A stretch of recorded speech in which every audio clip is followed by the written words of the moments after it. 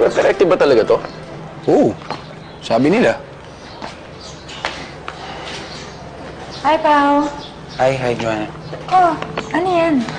Coming bomb daw, sabi niya. Yeah, galing sa office mates namin ni TJ. Ano daw nag-research sila para makatulong daw sa kanya.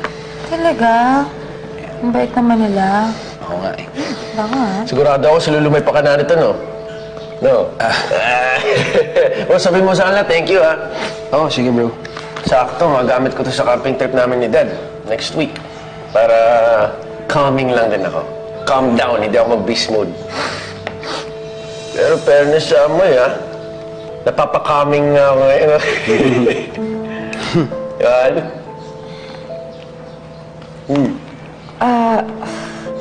Han, hindi yata matutuloy yung mga activities niyo ng dad mo. I think gusto niya yata magpahinga ka. Kasi baka mapunta ka. It's okay. It's okay, ano? Trauma si Dad sa akin, no? Ay, ano na. Bro, thank you, ah. Sabi sa na thank you. Tabi ko na to.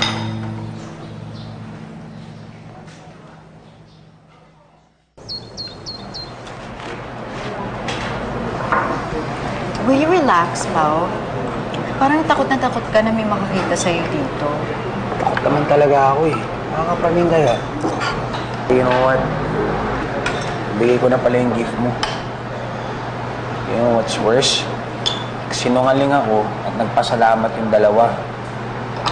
Kaya nga grateful ako sa'yo eh. Thank you. Thank you for doing that. Eh din, last na yun ha. Promise din kasi ako kay TJ na puprotektahan ko na talaga si Joanna eh. Saka you know what, honestly, itong pagkikita natin ng ganito, labag na to sa brohood eh. Eh bakit? Magkaibigan din naman tayo ah. Yeah, I know that. Pero you have to understand, best friend ko si TJ.